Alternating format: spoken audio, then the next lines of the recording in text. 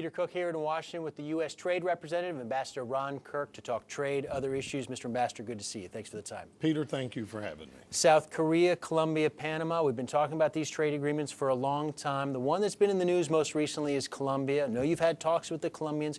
Where does that deal stand? Well, the good news, Peter, as you know, the Obama administration came in office and recognized two things.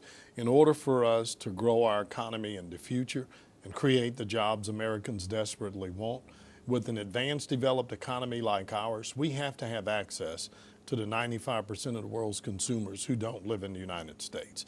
And these three agreements all integrally fit into the President's export initiative to double exports. The good news, we've gotten Korea done. It's ready for congressional action.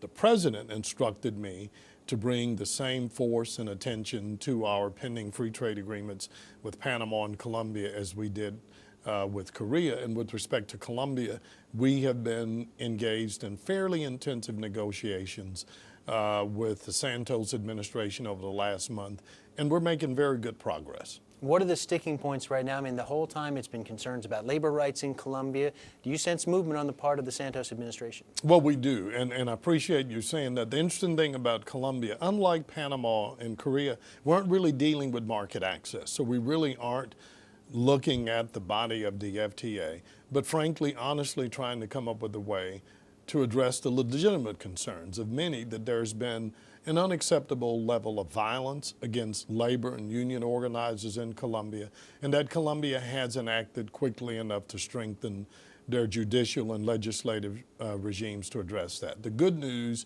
is I think President Uribe made extraordinary progress in lowering the level of violence. President Santos now, through the leadership of his Vice President Garzón, has very quickly made a judgment that frankly it's in Colombia's interest to strengthen the capabilities and resources of their labor ministry as well as their judicial regime. And those are the areas that we're working with them on that we believe will allow us to move the agreement forward in the very near future. You've said in the past you're a former mayor, that you were a deal maker as a mayor. Give us your sense, your level of confidence this gets done.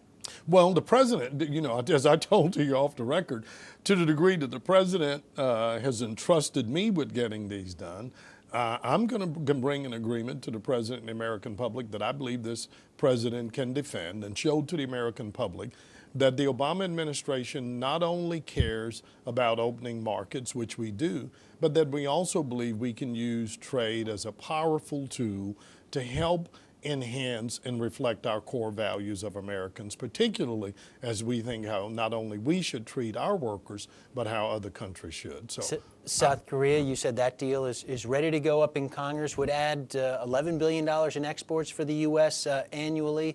How frustrated are you that there are members of Congress, arguably Democrats to some extent, standing in the way?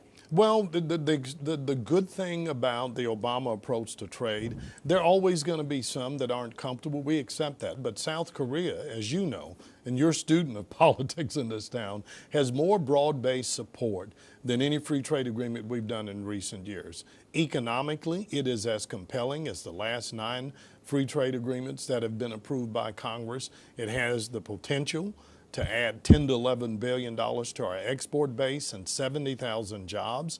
It enjoys wide bipartisan support, and for the first time in a long time, the support of significant labor voices like the United Auto Workers, the United Food and Commercial Workers, right alongside the Chamber of Commerce, the manufacturers and ag interests.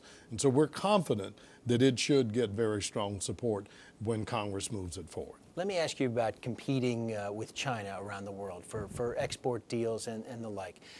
In your 2 years on the job, how has that relationship changed? How has your approach to dealing with China changed? Well, the one thing we've realized, all of us in the Obama administration, is one, we welcome China's entry into the rules-based global system. We think it not only is in China's interest, but the rest of the world is benefited as China transitions from a state-run, closed economy to a more open economy.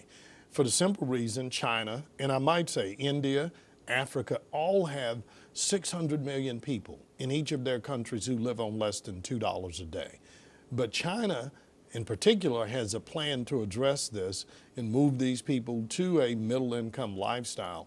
We think, frankly, that our economies are somewhat complementary in that where we're strongest is in innovation, in creating the next generation of products, that if China will open that economy to us, not see us as a competitor, but as a partner in their extraordinary challenge to transform their society, we can both benefit from that. But we're going to have to be disciplined. We're going to have to engage them at every fora which we do.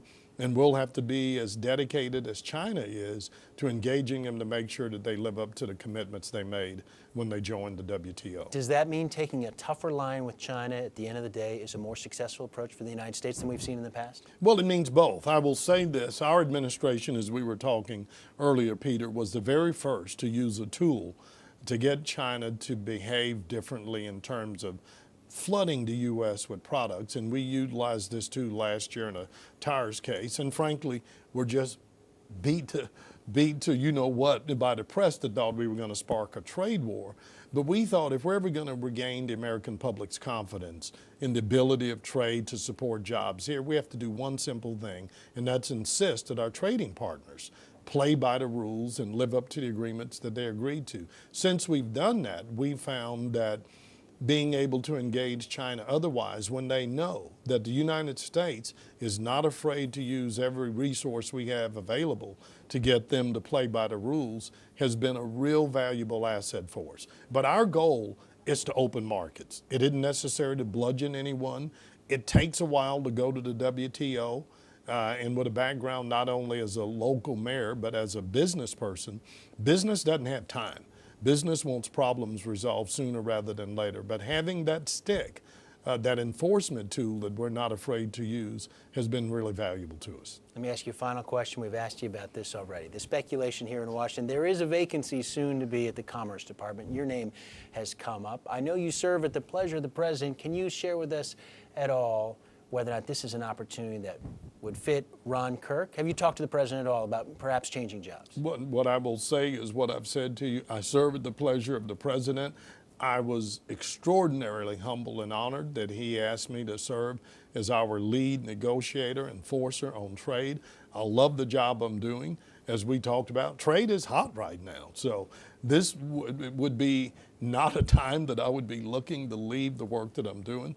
But if the President were to ask me to do that, that's a conversation we'll have down the road. But right now, I'm happy with the job I'm doing. It's important work.